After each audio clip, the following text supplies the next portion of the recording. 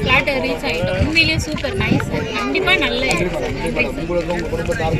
நன்றி சார். இவங்களும் ஒரு ஃப்ளாட் புக் பண்ணியிருக்காங்க. இவங்களும் எங்கள் கூட வந்திருக்காங்க. பர்வீனா இவங்களும் ஒரு ஃப்ளாட் புக் பண்ணியிருக்காங்க சார். மேடம் வணக்கம் மேடம். ஃபஸ்ட் டைம் வந்துருக்கீங்க, ரொம்ப சந்தோஷம். ஓகேங்களா, சாப்பிட்டாச்சுங்களா மேடம்?